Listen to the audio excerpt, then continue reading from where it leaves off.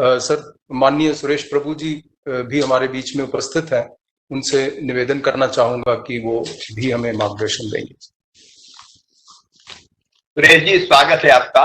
आपका गाइडेंस चाहिए। बहुत बहुत तो शिवराज जी, मैं आपको बहुत बहुत धन्यवाद देना चाहता हूं कि इतने अच्छे विचार मंथन के लिए आपने मुझे इस कार्यक्रम में आमंत्रित किया, और आपके जितने भी सहयोगी हैं उनको मैं बधाई देना चाहता हूं कि इतनी अच्छी तरह से इन्होंने इस सभी बिंदुओं को ध्यान में रखते हुए एक अच्छा प्रेजेंटेशन भी किया। इसके लिए आप सबको भी मैं बहुत बहुत धन्यवाद भी देना चाहता हूं, बधाई भी देना चाहता हूं।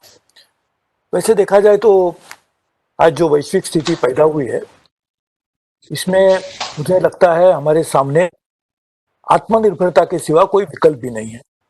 इसकी वजह यह है कि पूरी विश्व की अर्थव्यवस्था एक बहुत ही गंभीर स्थिति से गुजर रही है। अमेरिका में विश्व की सबसे बड़ी अर्थव्यवस्था में पिछले क्वार्टर में करीबन 1/3 उनकी जो अर्थव्यवस्था है उसमें कॉन्ट्रैक्शन हुआ। ये कभी उनके इतिहास में भी नहीं हुआ था, 1930s में भी नहीं होता जब ग्रेट डिप्रेशन था। तो ऐसे स्थिति में पूरे विश्व की सभी अर्थव्यवस्थाएं जब कठिन परिस्थिति से गुजरेगी तो हमारे सामने आत्मनिर्भरता करना ही होगा। इसलिए प्रधानमंत्री जी ने हमारे सामने जो एक लक्ष्य रखा है वो बहुत ही आवश्यक है, और उसको अमल में लाने के लिए यदि देश को आत्मनिर्भर बनना है तो राज्य को आत्मनिर्भर बनना होगा, और राज्य को आत्मनिर्भर बनने के लिए मुझे लगता है उसकी शुरुआत यदि मध्य प्रदेश की जा रही है वो बिल्कुल सही है, क्योंकि शरीर को ठीक करना है तो पहले हार्ट को ठीक करना होगा, और मध्य प्रदेश हमारे देश का हृदय के स्थान पर है। इसके लिए मध्य प्रदेश को ठीक करेंगे, हृदय ठीक चलेगा तो स्वाभाविक है देश भी ठीक चलेगा ही चलेगा। इसलिए आप सबको मैं बहुत बहुत धन्यवाद भी देना चाहता हूँ, और इसलिए आपके सामने मैं कुछ अभी जो आपने बिंदु छेड़े बहुत ही अच्छा आपने प्रेजेंटेशन किया है, मैं कुछ जोड़ना नहीं चाहता हूँ, लेकिन कुछ मेरे विचार आपके सामने रखने का जो मौका मिला इसके लिए मैं आपके सामने कुछ रखना चाहता हूँ। एक तो पहली बात यह है कि पूरी विश्व की जो अर्थव्यवस्था बनी पिछले 30-40 साल में खास करके, उसमें ग्लोबल वैल्यू चेन और ग्लोबल सप्लाई चेन ये उसकी हृदय के वेन्स के तरह से काम करती है। तो मुझे लगता है इसलिए आज पहली बार चीन के बारे में पूरे विश्व में चिंता का विषय खड़ा हुआ है। इसके लिए चीन जो एक ग्लोबल हब फॉर मैन्युफैक्चरिंग बना था, वर्कशॉप ऑफ द वर्ल्ड के नाम में जाना जाता था, उसमें से वैल्यू चेन अभी बदलेंगे, और जो बदलेंगे उसमें हम कैसे उसका लाभ ले सकते हैं उसको सोचते हुए मैंने 3 साल पहले जब मैं कॉम्प्यूटर मिनिस्टर था, जब ये पैंडेमिक की स्थिति नहीं थी, उस समय ये सोचते हुए कि हम इसका लाभ कैसे ले सकते हैं, क्योंकि 2 कारण चीन से वैल्यू एडिशन बढ़ जाएगा। एक तो चीन के खुद की कॉस्ट बढ़ रही है, इसके लिए चीन की कंपनी बाहर जाएगी, और जो ट्रेड वार उस समय चल रहा था चीन और अमेरिका के बीच में, उसकी वजह से भी कंपनियां बाहर जाएगी, तो हमारे देश में कैसे आएगी। इसलिए उस समय एक हाई लेवल टास्क फोर्स बनाया गया था जिसको मैंने उसका संगठन किया था। उसमें आज जो हमारे इंटरनेशनल मॉनिटरी फंड में जिसको प्रधानमंत्री जी अभी नियुक्त किया है, सुरजीत भल्ला जी, उनको मैंने उस समय अध्यक्ष बनाया था, और आज के जो हमारे विदेश मंत्री है जयशंकर, वो भी उसके सदस्य थे, और ऐसे अच्छे बहुत सारे सदस्य थे।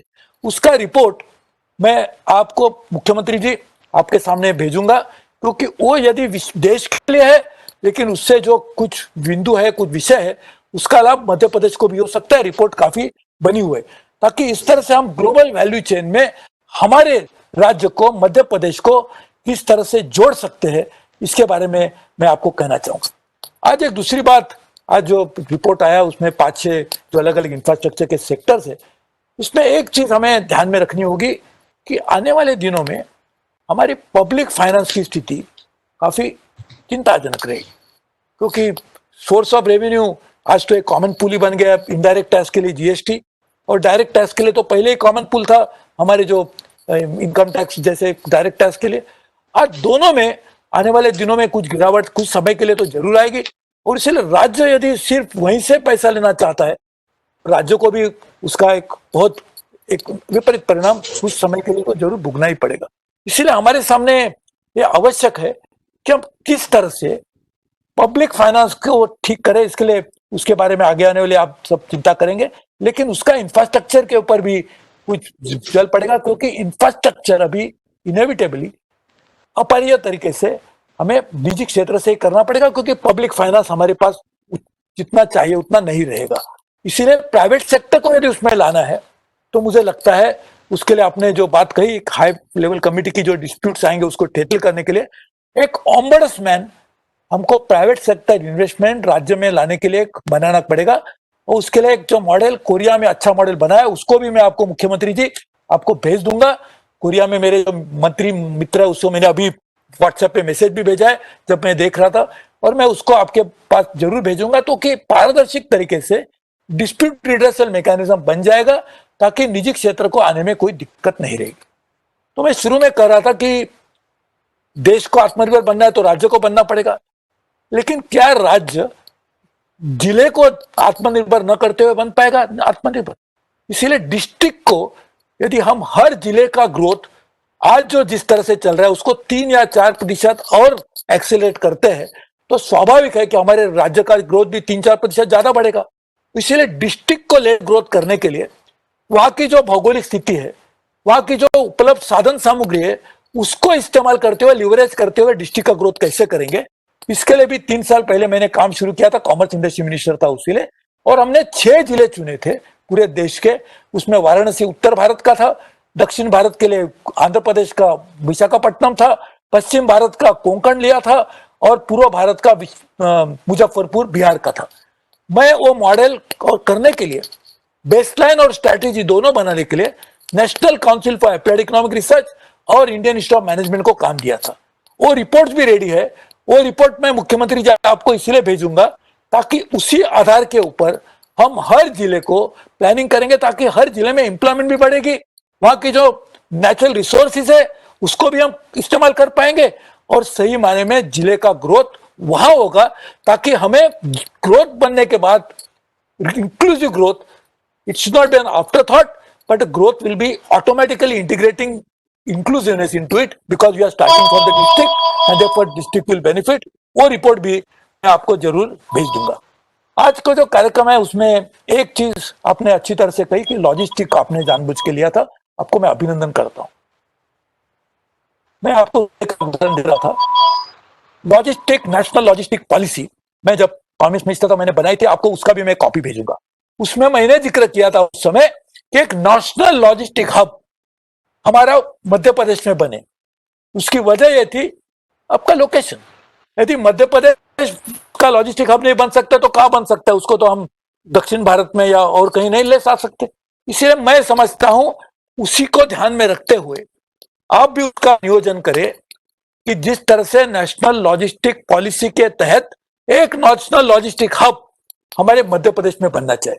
उसी को ध्यान में रखते हुए हमने पहली बार एयर कार्गो पॉलिसी बनाई थी। मैंने उस समय मैंने जब एविएशन मंत्री भी था, उसकी भी एक कॉपी मैं आपको भेजूंगा जिसमें इसके बारे में भी जिक्र है, जिसका जिक्र आपने अभी भी किया कि यहाँ के जो एग्रीकल्चर प्रोड्यूस है उसको हम किस तरह से विदेश में निर्यात कर सकते। अभी शिवराज जी आपने तो हमेशा मैंने देखा है आपको, मैं देखता हूं जब आप एमपी थे, आज एमपी में है आप, लेकिन उस समय एमपी मेंबर ऑफ पार्लियामेंट थे, सांसद थे, और उस समय जिस तरह से आप भाषण करते थे तो मैंने सोचा था एक दिन आप तो मध्य प्रदेश को कहीं ना कहीं ले जाएंगे। उस समय किसी ने सोचा नहीं था कि आप मुख्यमंत्री बनेंगे, ये मध्य प्रदेश का भाग्य है कि आप मुख्यमंत्री बने। लेकिन आपने मुझे देखा है, आप हमेशा जब मैं मंत्री रहा, आपने हमेशा, उस समय भी मंत्री था अटल जी के सरकार में, उस समय आप सांसद थे, उस समय से आप हमेशा किसानों को लेकर बात करते। तो मुझे लगता है किसानों को ठीक करने के लिए एग्रीकल्चर एक्सपोर्ट पॉलिसी भी मैंने कॉमर्स मंत्री के नाते बनाई थी। आपके पास कॉपी होगी आपके रिपोर्ट में, लेकिन मैं वो भी आपको भेजूंगा। उसमें हमने जिक्र किया कि हर जिले को किस तरह से क्या क्या वहां से निर्यात हो सकता है। एयर कार्गो पॉलिसी उसमें लाभ देगी और साथ ही में लॉजिस्टिक हब भी उसमें हमें सहयोग देगा। उसमें बड़ी मात्रा में निजी क्षेत्र निवेश भी कर सकता है, राज्य को उसमें कोई अपने burden on the state government. लेकिन मैंने एग्रीकल्चर का इसके लिए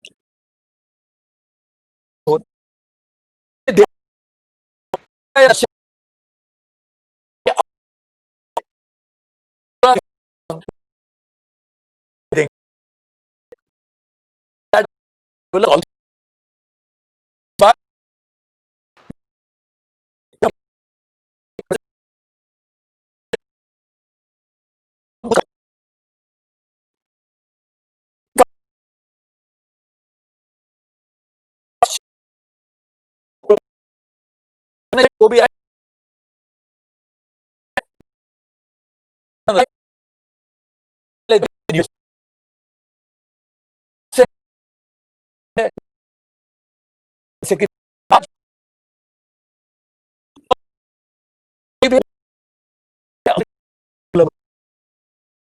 में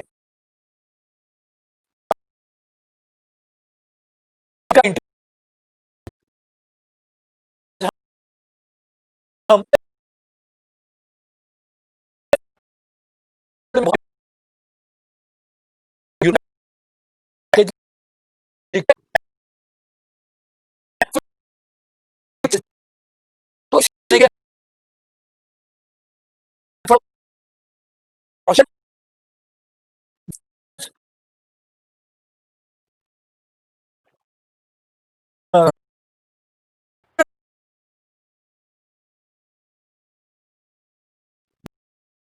मैं को बुलाने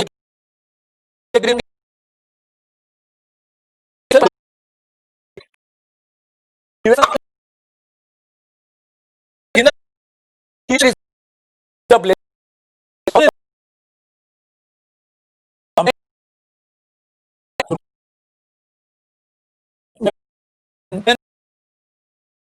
अलग के समय में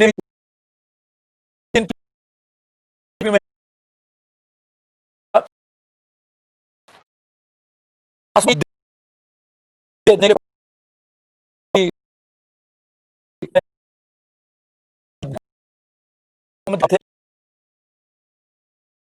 जी को या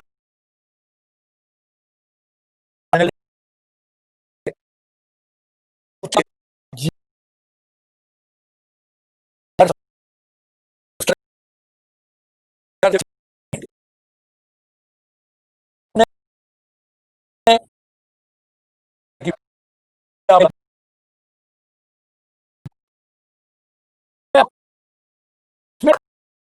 जोड़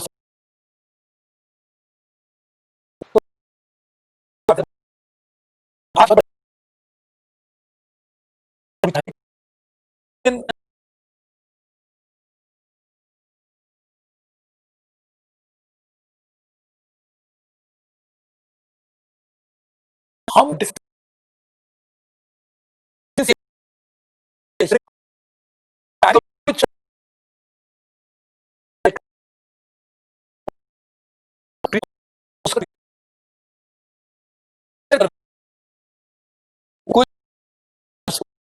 how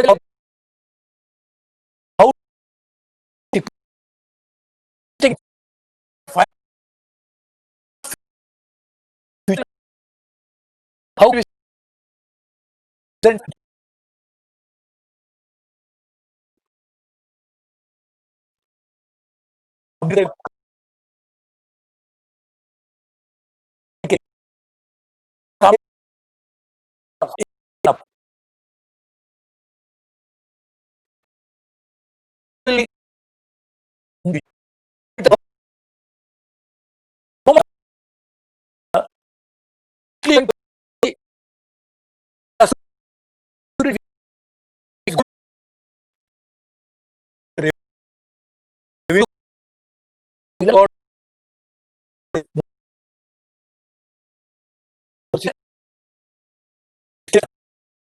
content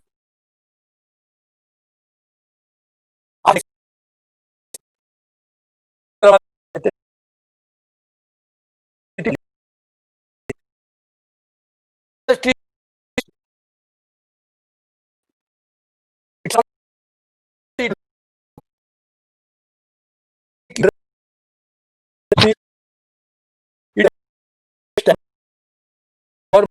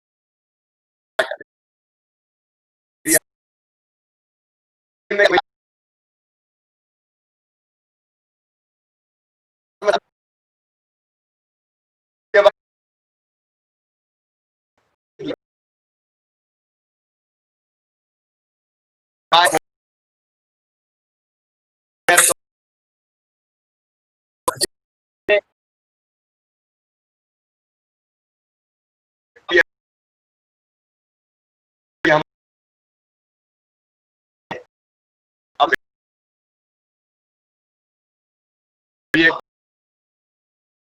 मैं